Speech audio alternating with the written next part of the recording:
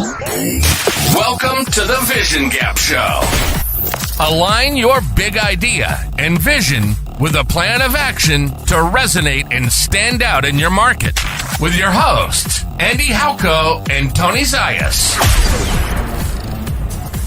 All right, welcome everybody to another episode here today.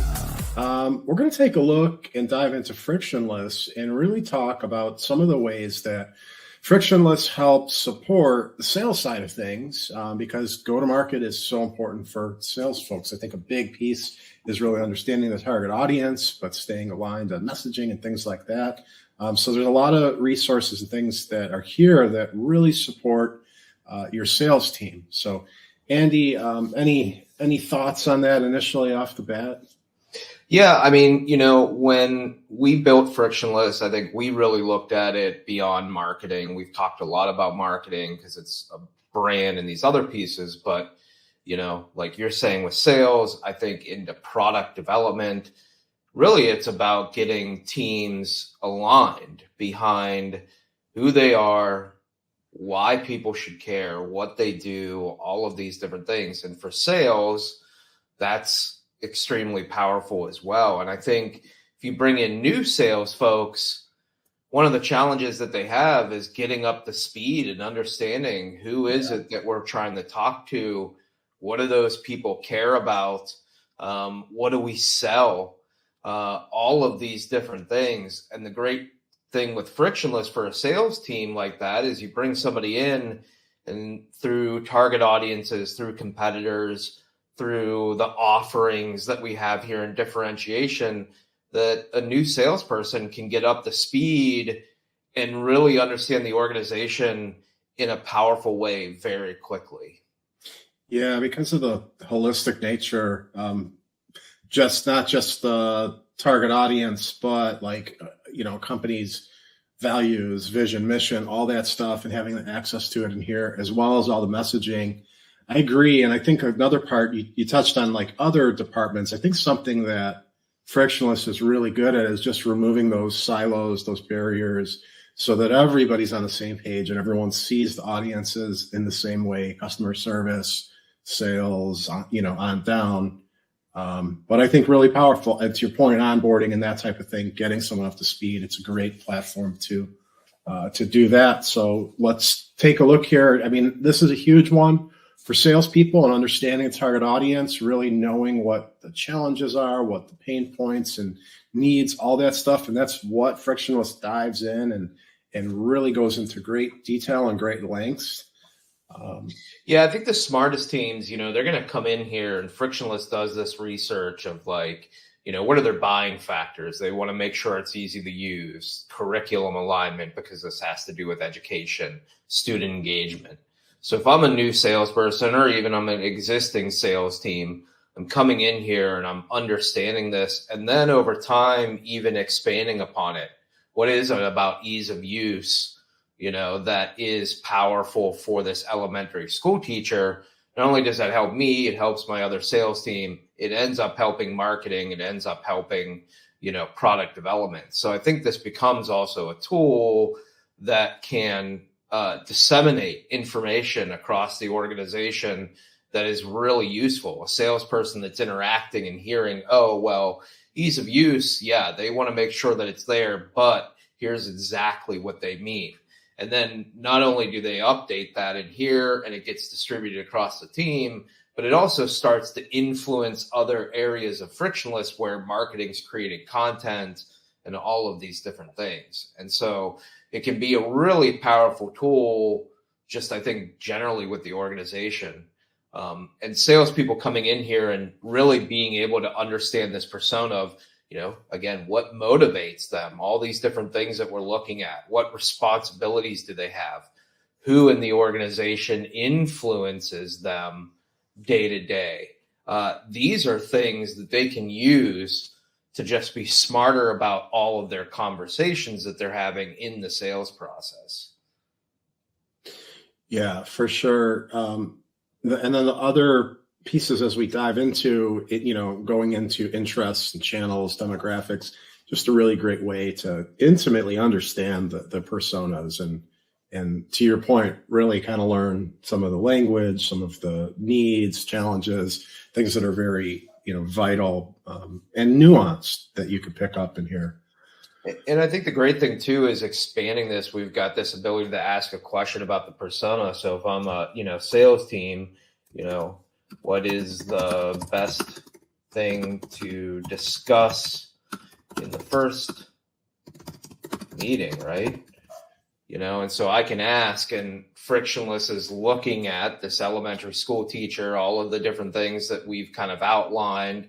It's going out and doing research, and here it's saying in the first meeting, crucial to focus on understanding their unique challenges and needs. Begin discussing their current experiences with integrating technology into their lesson plans. So again, it's one of those things that it's understanding that you're an ed tech organization. It understands what you sell, who this target audience is, and it starts to give you ideas, highlighting how your product addresses these motivations that it just talked about here, valuable insights, fostering innovation. And so, simple question helps you just almost throw things against the wall to understand your target that you're going to be integrating with more. Yeah, for sure. I think go ahead. No, I was going to say, I was going to jump over to the competitive analysis, as I think that's important for, sales to understand kind of the market landscape out there. But I do think before we jump to that, the other one, and this feature is kind of new and still in beta, but the journeys, where we really talk about, looking at your audience throughout their journey. So they, have awareness of your product, they begin to become interested, they start to consider it, they start to evaluate it, and that we've got these things that we're defining, especially for sales teams, around what are their emotions in that stage. So if I'm in the evaluation stage, am I nervous about what I'm going to be doing? What barriers are there in that stage? I'm in an evaluation. Well, I need to get approval from the school board, right, is a barrier. And so understanding that, and again, for new salespeople, especially coming in to a new position, to understand what happens at each stage. And again, barriers, how do you overcome barriers we have in here? So if it's a school board, overcoming barriers, what we say is make sure that you deliver documentation that can be handed to the school board members, right? So we're really making sure that salesperson come in here and study the process, know what could go right or wrong, and then be able to have some suggestions of how to deal with that, right? Yeah. And then you're going to talk a little bit about competitors as well. Yeah, and I think being able to understand who the players are, again, for talking about, a new salesperson coming on board and walking through this gives you such a simple at a glance to be able to look at, other key competitors, understanding differences, things that they highlight in their solution that you may not, and vice versa. And then we have the benchmarking piece where you can kind of look at the way teams that have scored internally, how your company's doing versus the competitors, at a glance here. So this one, Andy's filling out right now. But I think that's really some quick insight to understand kind of where things exist and know kind of the landscape of the layout. No matter what you do, understanding where you rank with competitors is just so important. And this is customizable that you can have product, business. We actually have a listing of factors of everything from price, breadth of offerings, whether there's a money back guarantee, features for the product, training and support and customer service, validation. Do they offer, client list or review scores, technology? I mean, we've kind of created a comprehensive list for folks to be able to create. And again, I think that really quickly coming in and seeing, okay, here are the gaps where no one's doing well in our competition, and that's something that maybe I can leverage. Or here are areas where I know these folks are strong, so I need to be ready to talk about that if I get asked. I think that's where it's really leveraging this that a lot of times we ignore competitors. And some folks even have this mentality of like, oh, I'm just not going to worry about my competition. But I think if you're going in and it's between you and 2 or 3 alternatives, having just a better picture of where everyone stands and what your key talking points need to be if you find out someone else is in the room is super invaluable. So I think smart sales teams do come in here and spend some time really benchmarking their competitors and themselves, and then preparing to be able to talk about that as they go through the sales process. For sure. So super valuable just having this at a glance, being able to dive in and really pick up on a lot. And then you're going into the strategy section here where you can align and make sure that, holistic understanding of the way the business is, presented and values, all the different things, unfair advantage, brand story. I think the biggest for sales folks too, and I guess, I probably in all these shows always come back to differentiation because I'm such a big fan of being able to understand that. I think for salespeople, to understand what are the key points of what makes them unique, how those things work together, how it develops potentially a moat that says like, no one can touch us because of this, and then how do we get deeper into it? To have that at your fingertips in any sales call or writing an email is, I think, just so impactful because it is all about convincing people why. It's all about saying, this is why we're different than others and you want to choose us. And so I really think it's important that salespeople, don't ignore that, or it's not something that's just talked about in one meeting and then never shown again, that it becomes something that can be a tab always open on their computer. And they come back and they're thinking about it and they're becoming evangelists for this differentiation because it's going to help them say the right things in the calls to get people to the next stage. Yeah. And this plays off of the benchmarking because basically these value propositions are developed in a process where you're finding the deltas where, you're strong and stand out versus competitive landscape. So the ability to have this, messaging right here to know how to speak to them. It's really, critical research and prep work to do. So it should be something that you're looking at pretty regularly. And the last section that I would say I think is key and critical for marketers would be just looking at all the messaging, knowing, what that all looks like.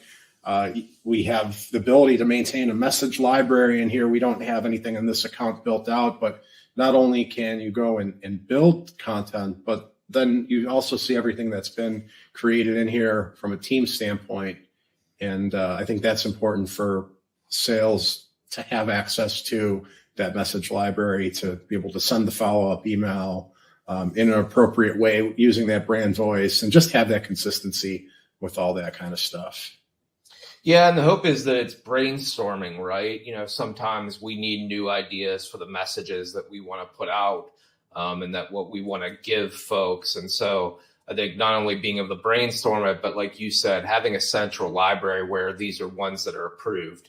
And so just as an example, we just produced cold emails that are for this specific elementary school teacher that is in our persona that's been defined. And it's, that's why we've developed, you can kind of see some of these and it's giving you 3 quick options, even if you don't use them exactly, or you save them to your library, you come back over, you edit it, you think about it, you make changes. And again, that's where I think there's opportunity for the sales team to come in here, make these changes, see what works, but then it's a central library for them to have this stuff. Yeah, powerful stuff. I think that's it for today, what we wanted to cover, but I do think there's a ton of value inside of here to support sales. If you're a sales leader, bringing your team into here, or, you're a CEO and considering how do I really get my sales team up to speed. Really powerful stuff. And I do think it's critical for research prep that point of onboarding for new people. I think from a company standpoint, this is a place that you can send your entire team to really learn a lot about your business, competitors, target audience, all that stuff. So totally agree. Good stuff. We will be back again next week with another show. Thank you guys for tuning in. We'll see you again soon. This episode of the Vision Gap Show has been brought to you by Frictionless. Build high-impact strategy at scale. Create your vision, brand position, and go-to-market strategy, all in a collaborative AI-enabled workspace. Visit frictionlesshq.com to create your free account today.